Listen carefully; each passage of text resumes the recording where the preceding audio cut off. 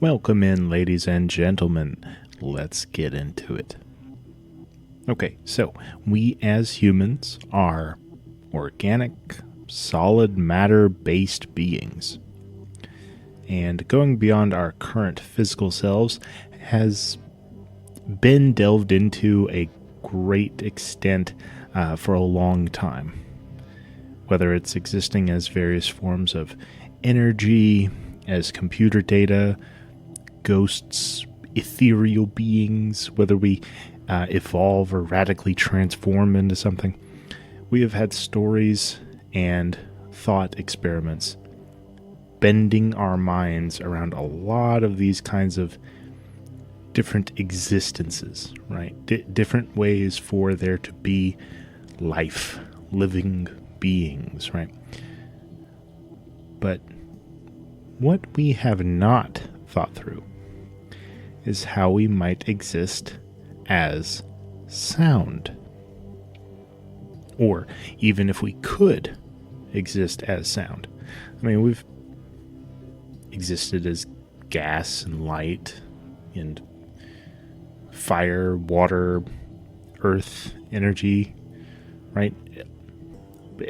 I can't find any stories or thought experiments or anything where we exist as sound waves.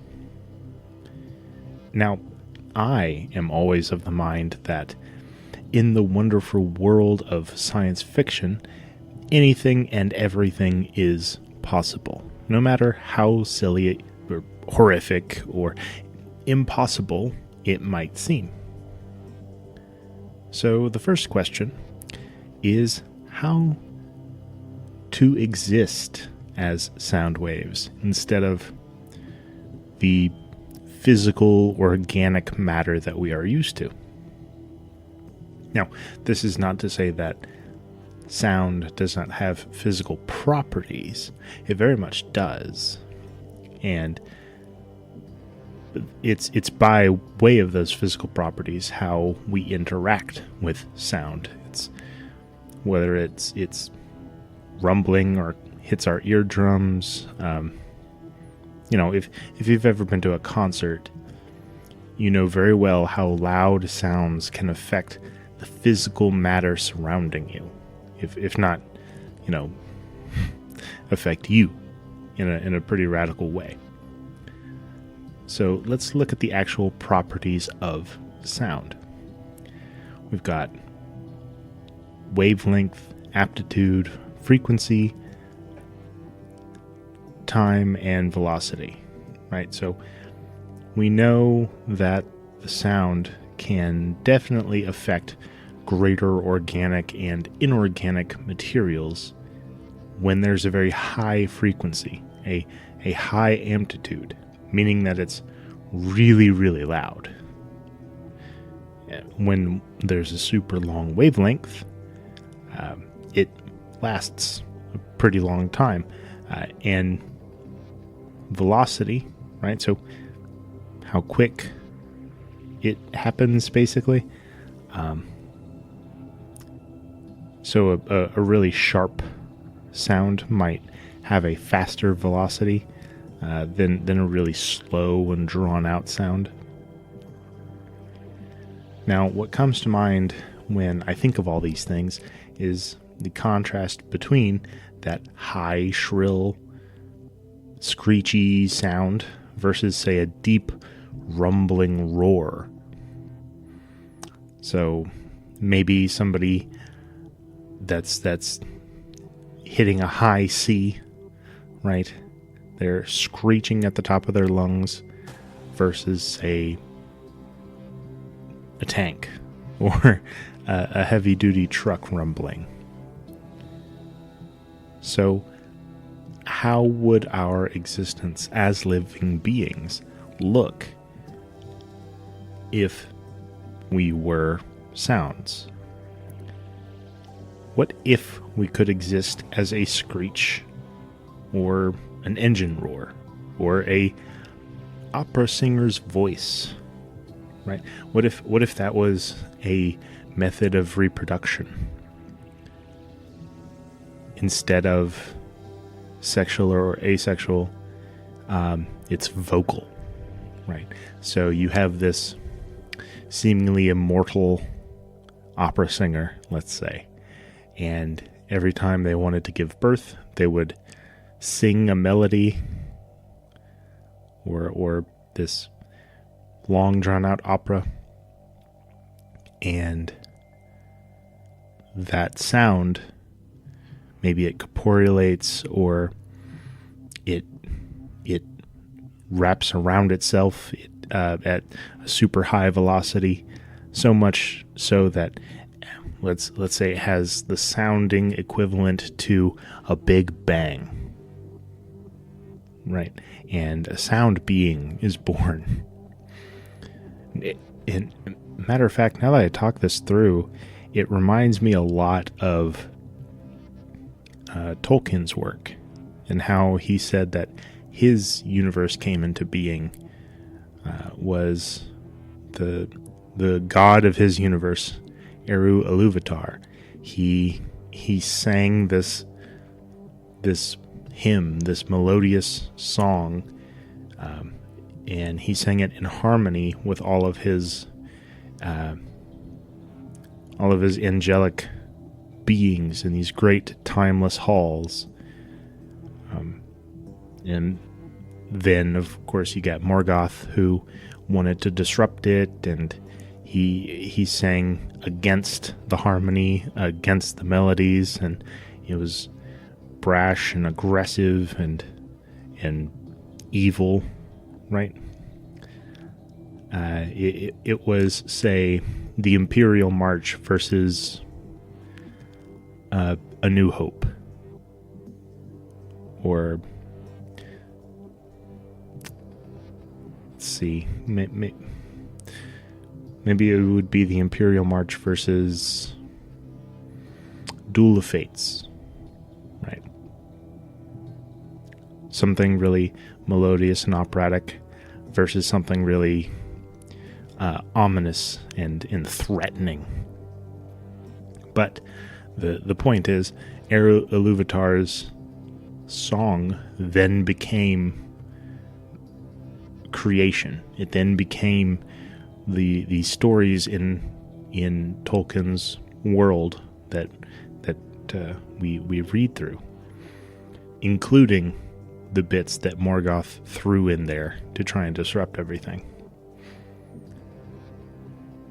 So I think that's the only story, that's the only instance where I can see or remember of where sound plays a really prevalent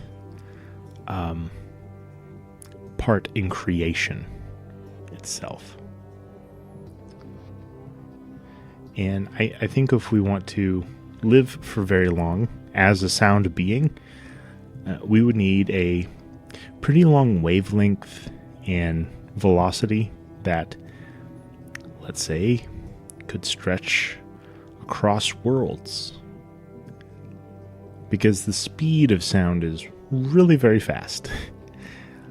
And there's something even kind of barring us from being that fast as the humans we are now.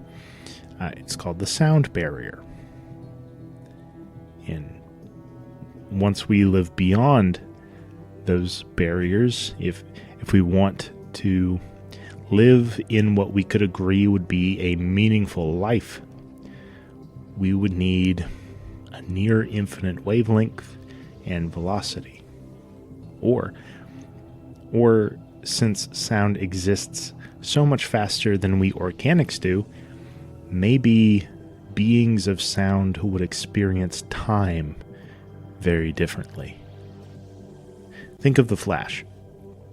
He could move at speeds so fast that it made other people moving at normal speeds seem like they were standing still. We see this in the movie Clock Stoppers also. People that are... so if you haven't seen Clock Stoppers, it's basically a movie about this guy. He invents a watch that can, like, you push a button on it and makes it seem as though time has stopped, but really it's making your molecules move and vibrate at almost faster than the speed of light. So when you go in it, you are living your life way faster than anybody else around you. So when you come out of it, you have aged commensurately.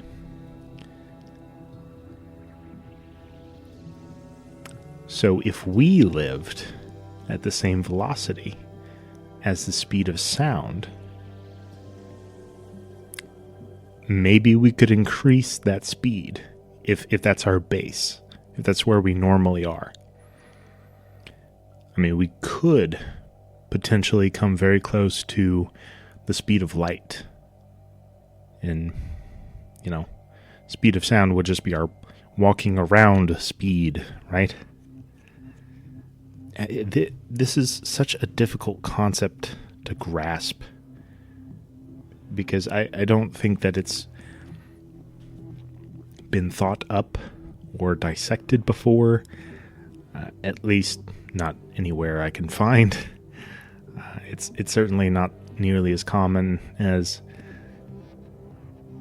like I said before, existing as energy or light or gas. But that's probably because all of those things can be harnessed and focused into one singular place or form. So it's a lot more easy to imagine. It's a lot more easy to write a story around that or build up a narrative. Whereas sound, you kind of really cannot condense it very well. I think this might be on the fringes of the newest frontiers of science fiction, as our understandings of science sharpen and our knowledge deepens. Because as we learn more and more about actual science and technology, and as everything develops, so too come new stories kind of surrounding those things. And I've heard something like, we come alive with the music, or let the rhythm move you, or the rhythm can change you and really make you feel. I've heard things like that throughout my life, and now I'm really wondering if we could somehow measure and identify a living being that resides inside sound waves. May even go so far as to have us redefine or expand what it means to be a living being in the first place. It sounds like a Doctor Who episode, to be honest. And, since they're kind of running on empty and they're horseshoeing old villains in there, maybe it's time for a sound villain or a sound creature. Sound horse. Yeah, there we go. Give me a good sound pony. Well, that is all I have time for today, guys. Thank you so much for tuning in, and stick around for more Sci-Fi Unchained.